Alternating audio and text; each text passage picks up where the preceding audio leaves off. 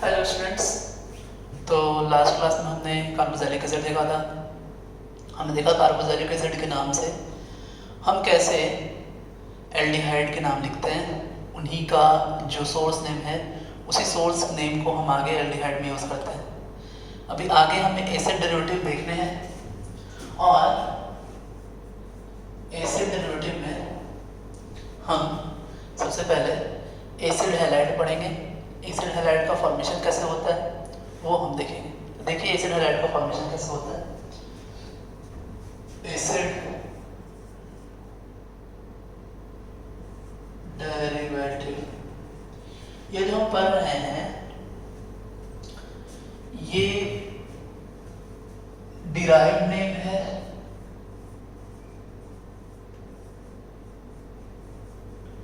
IUPAC। जब मैं चालू करूंगा तो वहाँ मैं आपको बताऊंगा कैसे IUPAC नेम लिखते हैं। डिराइव नेम भी जानना बहुत ज़रूरी है कि डिराइव नेम को कैसे लिखा जाता है। कभी कभी एग्जाम्स में सिर्फ डिराइव नेम ही आ जाते हैं। डिराइव नेम आपको बोलेगा क्वेश्चन में तो आपको पता होना चाहिए वो कौन सा कंपाउंड है।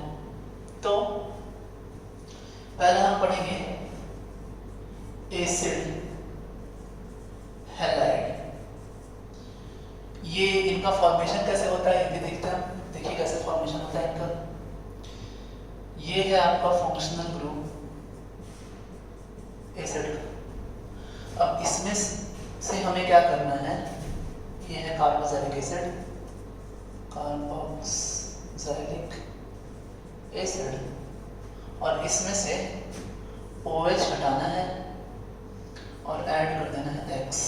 तो ये आपको बन के आएगा COX।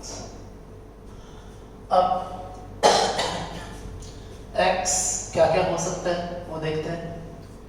F फ्लोरीन हो सकता है, क्लोरीन हो सकता है, ब्रोमीन हो सकता है, आयोडीन हो सकता है। इन सभी में से कोई भी हो सकता है। अब अगर एक एग्जांपल देखें एक्चुअली ये इसका नाम कैसे रखेंगे हम, तो एक नॉर्मल पहले हम एसिड ले लेते हैं, ये लिया। अब इसमें मैंने OH को हटाया और Cl को ऐड कर दिया, ये बन के आएगा आपका HCOCl। अब हम करते क्या हैं, इसका नाम है फॉर्मिक एसिड। अब देखिए आप, यही पैटर्न हम सभी में यूज करेंगे। फॉर्मिक एसिड में से एक एसिड हटाना है, एक एसिड हटा करके आयल हैलाइड ऐड कर देना है। चूंकि यहाँ क्लोरीन है इसलिए हम क्लोरीन की जगह ऐड करेंगे। ये तो जनरल टर्म हुआ कि हमें ऐड करना है। क्लोरीन के केस में हम ऐड करेंगे YL प्लस क्लोराइड और इनका नाम होगा फॉर्माइल क्लोराइड, ये नाम है। तो आपने देखा कैसे मैंने इसका नाम लिखा है। आगे हम और भी इसके मेंबर्स देखते हैं। देखिए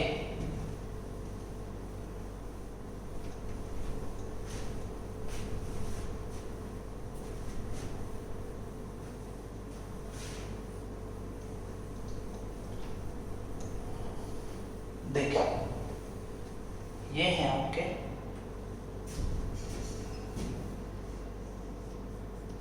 फॉर्मूला और नेम किसका, acid halide, functional group COX and X में भी फ्लोरीन, क्लोरीन, ब्रोमीन, आयोडीन। अब देखिए आगे, तो फॉर्मूला इसका होगा आपका जो पहला हमने लिखा है अभी HCOCl, नाम होगा फॉर्माइल क्लोराइड। फिर अगर हमने थोड़ा सा चेंज किया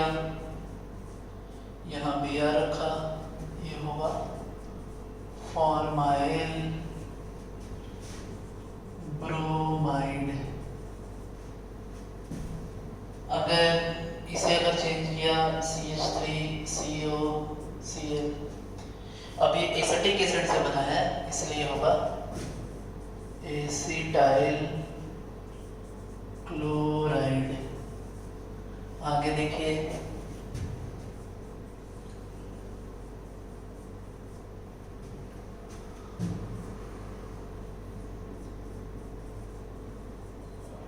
देखिए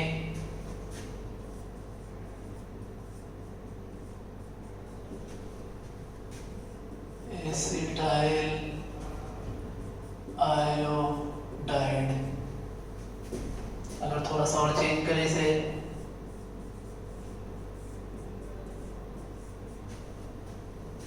प्रोपाइनाइल क्लोराइड। आगे देखें,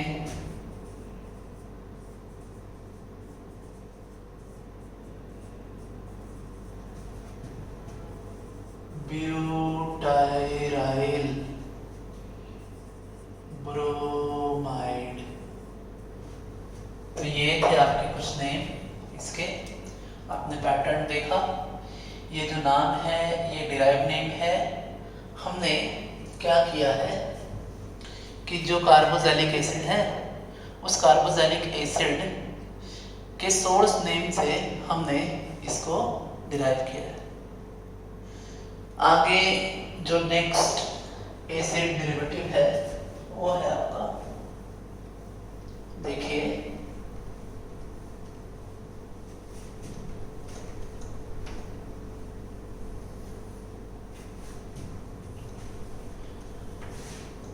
इसे हम बोलते हैं एस्टर।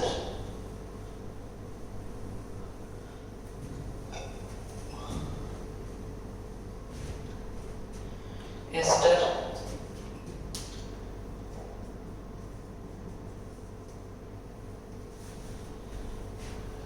एस्टर जो होता है वो एक्चुअली कोई एसिड हो, उस एसिड को रिएक्शन कराते हैं हम अल्कोहल के साथ, तो ये आपका ऐसा देता है। इस रिएक्शन को हम एस्टरिफिकेशन कहते हैं। आपने ये रिएक्शन पढ़ा होगा क्लास 10 में। अब आगे बात ऐसा है कि ये जो रिएक्शन है इसमें एस्टर का फंक्शनल ग्रुप कुछ ऐसा है। ये दोनों हैंड इसके फ्री होते हैं। यहाँ पर दो सेम एल्काइल ग्रुप आ सकता है जैसा कि यहाँ पे है, या फिर डिफरेंट एल्काइल ग्रुप भी आ सकता है। अब जब इनका नाम लिखना हो तो हम नाम कैसे लिखते हैं, देखिए हमने करना क्या है कि ये जो पार्ट है मैंने ये लिया, ये एसिड पार्ट है। जब ये रिएक्शन करता है तो ये रिएक्शन करने के बाद हम क्या करते हैं कि ये इस तरीके से बन सकता है। एसिड है तो इसे हम बोलते हैं फॉर्मेट आयन। ये फॉर्मिक एसिड है और फॉर्मिक एसिड से ये फॉर्मेट आयन बन गया है। अब हमें करना क्या है, जैसे पहला अगर मैं बोलूँ आपको, ये देखिए पहला मेंबर बना देता हूँ इसका। ये देखिए ये ऐसा है।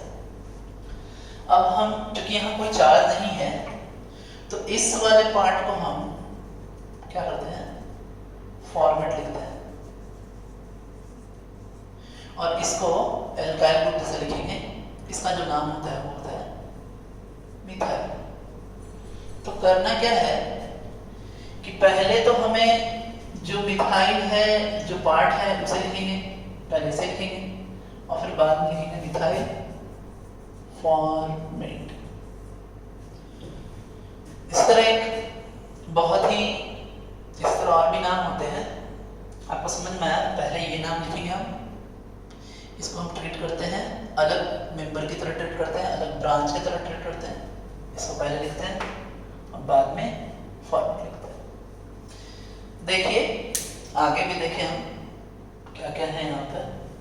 देखिए पैटर्न समझिए कैसे ये हो रहा है।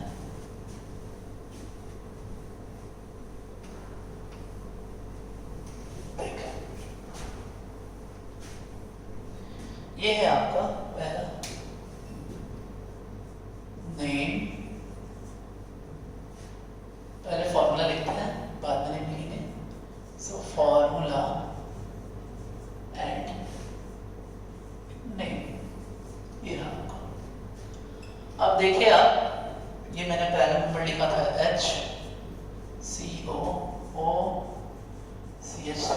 that is मिथाइल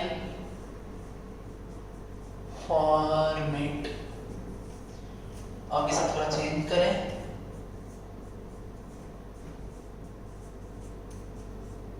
या फिर C2H5 जो है इसको ऐसे लिख सकते हैं हम, CH2CH3 ऐसे भी लिख सकते हैं। अब ये हो जाएगा इथाइल फॉर्मेट। देखिए इसको ऐसे नहीं लिख के ये भी लिखा जा सकता है, कोई दिक्कत नहीं है। बहुत सारे जगह पर ऐसे भी लिख के लिखता है, इन दोनों कोई अंतर नहीं है, दोनों के दोनों सेम है। यहाँ मैं और कर दे रहा हूँ। आगे देखें,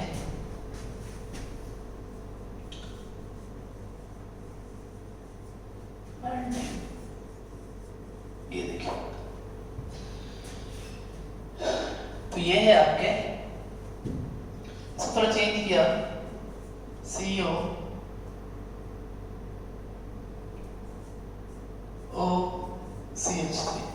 नाम होगा मिथाइल, इसे पहले लिखेंगे। और ये वाला पार्ट एसिटिक एसिड से बना है, इसलिए एसिटेट, ये रहा। आगे देखें,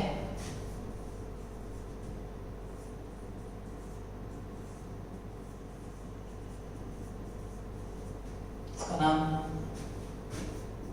इथाइल एसिटेट। आगे देखिए,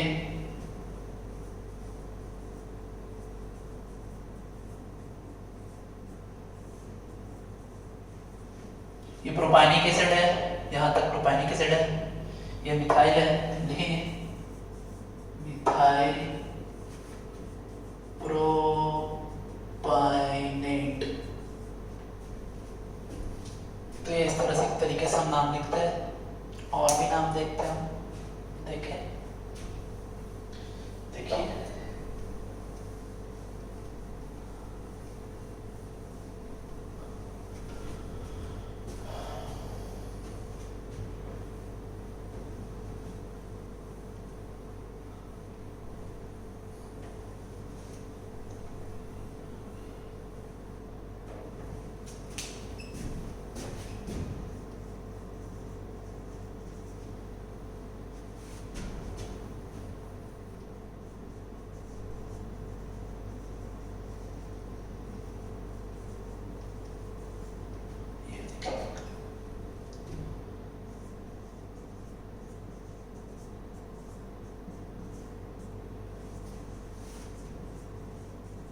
होगा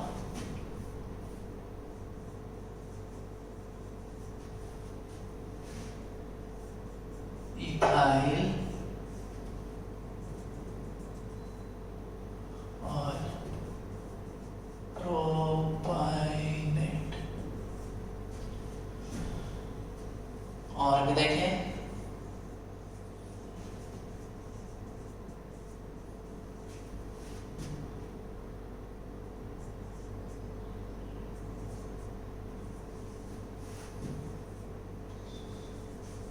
methyl butyrate.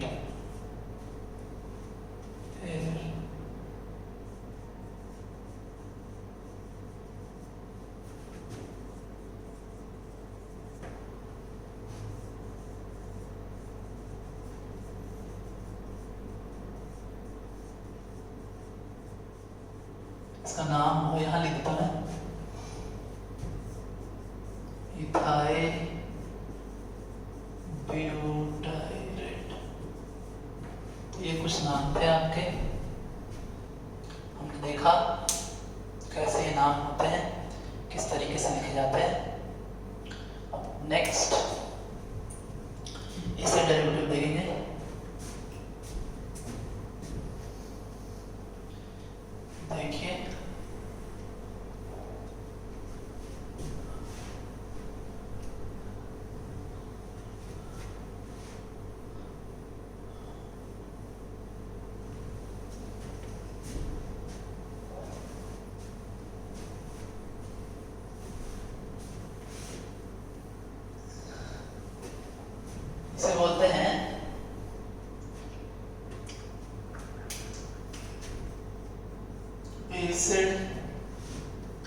Anhydride.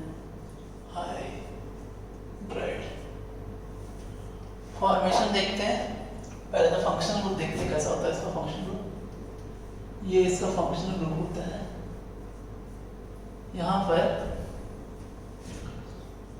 2 carboxylic acid जो है वो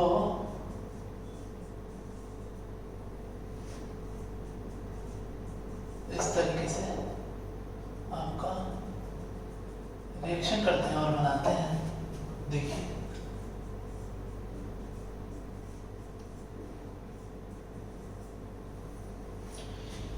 ये दोनों हैंड सेम भी हो सकते हैं, इसे हम बोलते हैं सिमेट्रिकल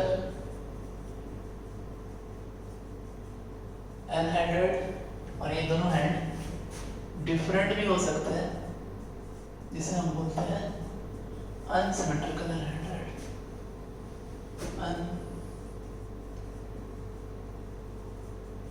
अनसिमेट्रिकल एनहाइड्राइड। अब बात ऐसा है कि इनका जब नाम हम लिखते हैं तो ये 2 एसिड से मिलकर बना है। जैसे मैं आपको बताऊं, देखिए मैं डायरेक्टली इनके फॉर्मेशन के साथ आपको इनका नाम लिख कर बताता हूं। देखिए अगर दोनों सेम हो, सिमेट्रिकल हो, फॉर एग्जांपल ये देखो आप, ये रहा आपका HCOOH प्लस HOCOH, इससे अगर बन के आया है, इसको बोलेंगे हम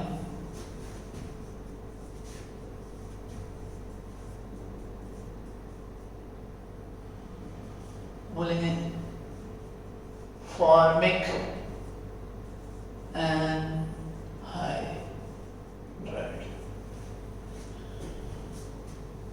अभी अगर ऐसा हो कि एक तो आपका फॉर्मिक रहा हो और एक हो आपका एसिटिक एसिड रहा हो, अब अगर इनके रिएक्शन से अगर जो बन के आएगा कुछ ऐसा बन के आएगा, ये अनसिमेट्रिकल है, तो इसको हम लिखेंगे, अभी अल्फाबेटिकल हम लिखेंगे, इसका नाम फॉर्मिक एसिड,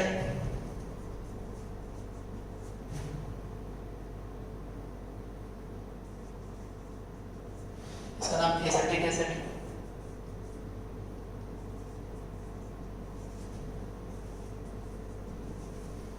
तो ये होगा एसिटिक फॉर्मिक एनहाइड्राइड। तो ऐसे लिखते हैं हम इसे, आपने देखा क्या नाम होता है। इस तरीके से और भी नाम है, देखिए खुद से। तो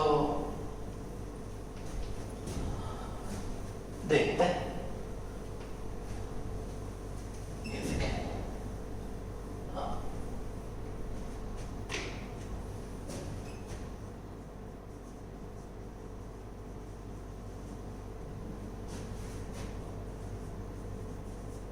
ये देखें, इसका नाम मैंने लिखवाया है, इसका नाम है फॉर्मिक एनहाइड्राइड। फिर इसको देखें,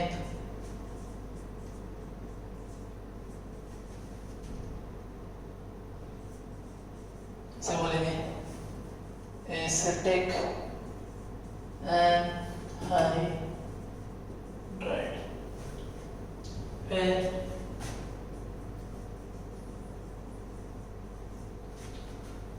नेम थोड़ा चेंज कर देते हैं हम, यहाँ लिखा CH3 CH2 CO O CO CH3। अब ये पार्ट एसिटिक एसिड है, एसिटिक एसिड है, और ये पार्ट प्रोपानिक एसिड है। हम लिखेंगे कैसे, पहले लिखेंगे एसिटिक, फिर लिखेंगे प्रोपाइनिक एसिडिक प्रोपाइनिक एनहाइड्राइड। ये रहा आपका पूरा पूरा नाम। इस तरीके से हम नाम लिख सकते हैं। आपने देखा क्या नाम है इनके, किस तरीके से नाम लिखे जाते हैं। आगे एक और है, वो भी हम देख लेते हैं, जिसे हम बोलते हैं एसिड एमाइड। देखिए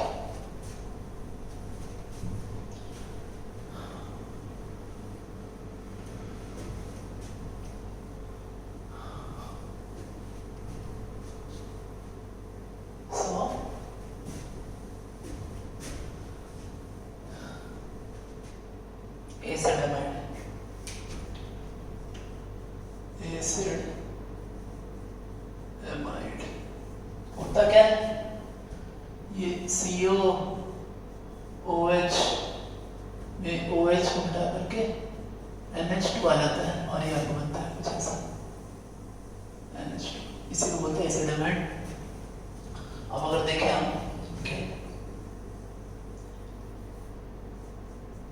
फॉर्मूला नेम, देखिए मैंने लिखा CH3CONH2। अब ये एसिटिक एसिड से मिलके बना है, नाम हुआ कैसा? तो एक्चुअली एसिटिक एसिड में एक एसिड हटा करके एमाइड ऐड कर देना है। मतलब एसिटिक एसिड में से हमने माइनस किया एक एसिड, देखिए ये गया, ये दोनों भी गया, ऐड करना है एमाइड। क्या आएगा वो आप देखिए, क्या आएगा ऊपर आएगा एसिटामाइड। ये नाम है इसका एसिटामाइड। आगे देखें अगर, सो फॉर्मूला एंड नेम, तो इसका जो नाम अगर नेक्स्ट हम इसका लिखेंगे CH3 CH2 CO NH2 प्रोपाइनिक acid से बना है, हम लिखेंगे प्रोपाइनामाइड। अब इसी में आगे आपका एक एसिड हटा करके एमाइड को हम ऐड कर डालते हैं। एक और यहाँ पर थोड़ा सा ये अलग है इसका नाम। इसका नाम होना चाहिए था फॉर्मामाइड, लेकिन ऐसा नाम नहीं होता इसका। इसका नाम होता है फॉर्माइड। फॉर्माइड M दो बार ऐसे नहीं आते हैं वॉवेल्स के बीच में, और ये नहीं होकर के हम इसको ये बोलते हैं फॉर्माइड। ये इसका नाम है। तो हमने देखा अभी तक एसिड हैलाइड हमने देखा, हम किस तरीके से नाम लिखते हैं एसिड हैलाइड का, एस्टर का, एनहाइड्राइड का, एसिड एमाइड का, इन सभी का नाम हमने देखा, फॉर्मेशन देखा। अब आगे हम बात करते हैं कुछ जनरल कंपाउंड्स के, कि एक्चुअली हम कैसे नाम लिखते हैं उनके भी कुछ कंपाउंड देखते हैं। देखिए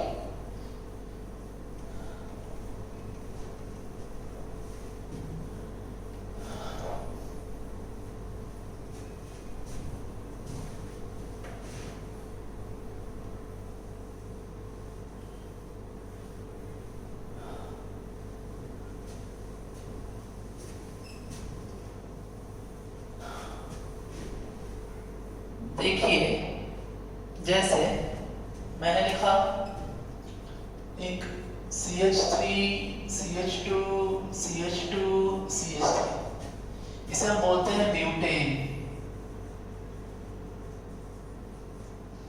लेकिन अगर मैंने इसको ऐसा लिख दिया CH3 CH CH3 और CH3, के फॉर्मूले तो सेम हैं, लेकिन दोनों कंपाउंड सेम है नहीं। और यहाँ सेकंड लास्ट कार्बन पर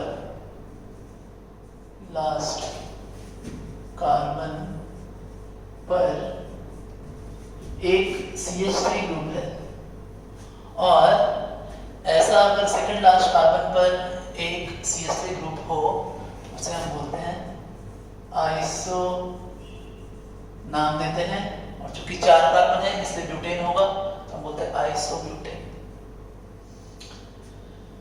अब आगे इसी तरह अगर ये हो CH3 CH2 CH2 CH2 CH3,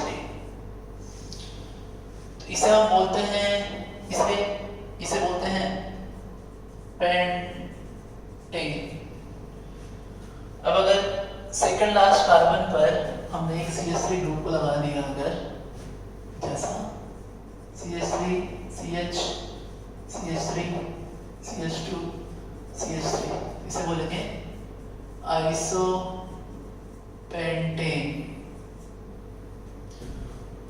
और अगर सेकंड लास्ट कार्बन पर ही अगर हमने 2 CH3 ग्रुप लगा दिया, यहाँ 2 CH3 ग्रुप लगाया, ये सेकंड लास्ट कार्बन है, इसे बोलते हैं नियोपेंटेन। अब इन सभी को डिफरेंशिएट करने के लिए हम बोलते हैं इसको नॉर्मल ब्यूटेन, इसको बोलते हैं आइसोब्यूटेन। ये है आपका नॉर्मल ब्यूटेन। नॉर्मल कहने का मतलब no branch, normal N means no branch, normal butane, N butane, 1 branch at second last carbon called isobutane, 2 branch at second last carbon is called neo, and here total 5 carbon, that's why it is pentane and called neopentane. अब क्या है, हमने second last carbon पर अगर हमने देख लिया कि भाई कितने जो है ये CH3 ग्रुप है, सेकंड लास्ट पे है, तो हमने उसको आइसो दिया, नियो दिया। अगर थर्ड लास्ट हो, फोर्थ लास्ट हो, क्योंकि कार्बन चेन तो बहुत बड़ा हो सकता है, 15-20 तक जा सकते हैं, 100 तक जा सकता है, तो उस केस में फिर हमें एक कोई रूल नहीं रहेगा, हमें हर बार एक नाम देना पड़ेगा। तो ऐसा इससे बचने के लिए, हालांकि आइसो और नियो को IUPAC ने अडॉप्ट कर लिया है, इन चीजों को, इन दोनों को IUPAC ने अडॉप्ट कर लिया है, लेकिन ये उतना अच्छा मेथड नहीं है आगे के लिए, आगे के कार्बन्स के लिए। तो आगे के कार्बन्स को हम किस तरीके से नाम लिखेंगे, कैसे लिखेंगे, उसके लिए IUPAC ने कुछ अपना गाइडलाइन दिया है। वही गाइडलाइंस हम अब अभी से चालू करेंगे, देखेंगे कि एक्चुअली में क्या होता है उस गाइडलाइंस में। देखिए क्या है, क्या बातें हैं। तो पहला रूल मैं आपको लिखवाता हूँ IUPAC का, IUPAC नॉमेनक्लेचर। देखिए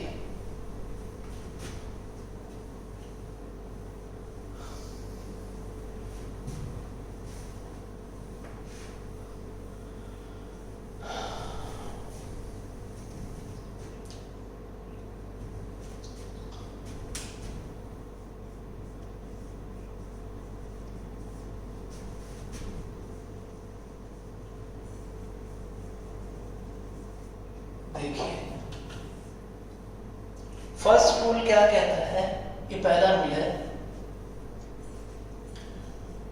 फाइंड द लॉन्गेस्ट चेन।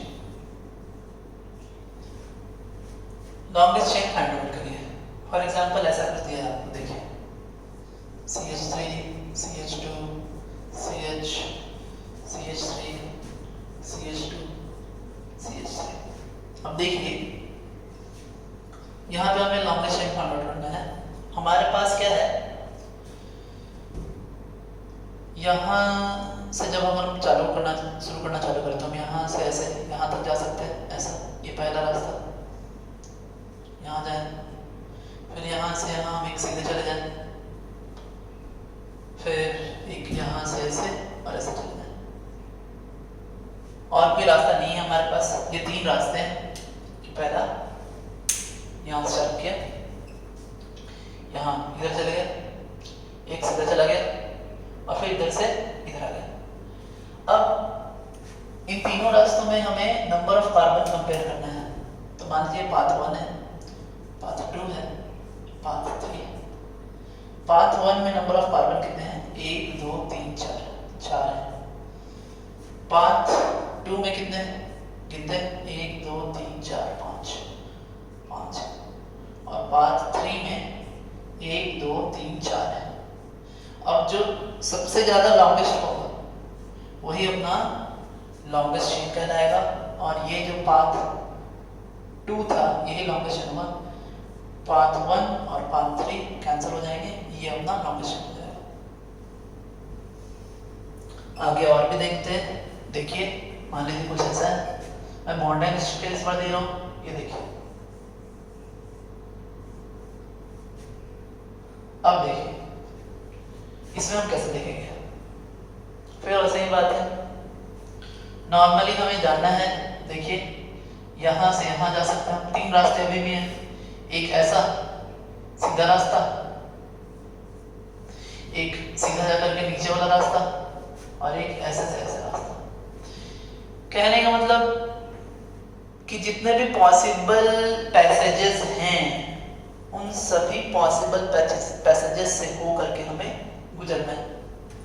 तो पहला ये 1 2 3 4 5 6 7, इधर 7 आया, इधर देखते हैं 1 2 3 4 5 6 7, इधर 7 आया, और इधर 1 2 3 4 5, ये 5 आया। दोनों में से कोई भी हम एक ले सकते हैं, कोई प्रॉब्लम नहीं है, दोनों में सेम नंबर ऑफ कार्बन है। आगे देखते हैं, नेक्स्ट देखते हैं, और इसे देखिए यहाँ देखिए 1 2 3 4 5 6 7 8, यहाँ 8 है। फिर 1 2 3 4 5 6 7, इधर 7 है, काउंट नहीं होगा। एक और रास्ता बचा है 1 2 3 4, वो भी 4 काउंट नहीं। तो इस तरीके से हम लॉन्गेस्ट चेन फाइंड आउट करते हैं। आपने देखा, और भी आप प्रैक्टिस करेंगे तो आपको समझ में आएगा। कुछ सवाल मैं देता हूँ फाइंड द लॉन्गेस्ट चेन का, और फिर आपको ज़्यादा क्लियरिटी आएगी। देखिए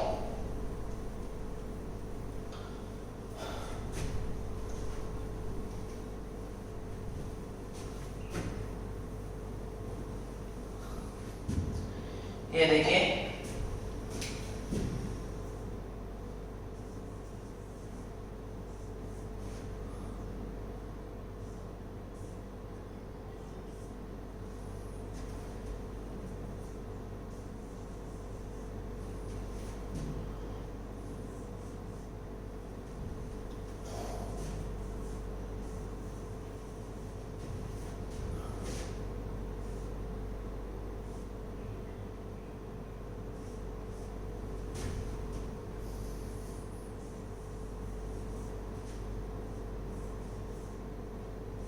देखिए पहला सवाल देखते हैं हम। जो भी रास्ते हैं वो सारे रास्तों से होके हम गुजरेंगे। अब देखें, देखिए 1 2 3 4 5 6 आए, और देखें 1 2 3 4 5 6, यह भी 6 आ रहा है, लिखने की जरूरत नहीं है। आगे देखें, इसी से आगे इधर गए थे हम, अब इधर जाएंगे 1 2 3 4 5 6 7, ये 7 हो गया। 6 वाला कैंसिल आउट हो जाएगा। और भी एक रास्ता है, ये वाला देखते हैं 1 2 3 4 5 6, नहीं होगा। ये भी देखते हैं, 1 2 3 4 5 6 7, ये 7 होगा, तो 7 का 7 ही रह जाएगा, ये अपना लोकेशन है 7। नेक्स्ट देखिए यहाँ पे 1 2 3 4 5 6 7, 7 आया। और देखते हैं 1 2 3 4 5 6 7 8 9, 9 आया। एक और देख लेते हैं, ये ऐसे वाला 1 2 3 4 5 6 7, तो 9 ही होगा और हमारा नंबरेशन होगा यहाँ से 1 2 3 4 5 6 7 8 और 9, ये 9 नंबर नंबरेशन होगा। इधर देखते हैं, देखिए 1 2 3 4 5 6 7, 7 आया। इधर से ये देख लेते हैं 1 2 3 4 5 6 7 8, 8 आया। अब इधर से देखते हैं 1 2 3, ये सब वाला कैंसिल हो जाएगा, 1 2 3 4 5 6 7 8 9, 8 कैंसिल, 9 से ज़्यादा बड़ा नहीं है यहाँ पर। इधर देखते हैं 1 2 3 4 5 6 7, ये 7, 1 2 3 4 5 6 7 8, ये कैंसिल। एक और रास्ता है 1 2 3 4 5 6 7 8 9 10, 10 नंबर कार्बन। तो इस तरीके से हम हर पॉसिबल वेज में जाके देखते हैं और जो सबसे बड़ा कार्बन का लॉन्गेस्ट मिलता है वही अपना लॉन्गेस्ट हो जाता है। नेक्स्ट क्लास में हम लोएस्ट लोकेंट रूल पढ़ेंगे, कैसे हम लोएस्ट लोकेंट रूल देते हैं, फिर नेमिंग पढ़ेंगे, हम अल्फ़ाबेटिकल रूल पढ़ेंगे। तो आज के लिए इतना ही। Have a nice day, thanks.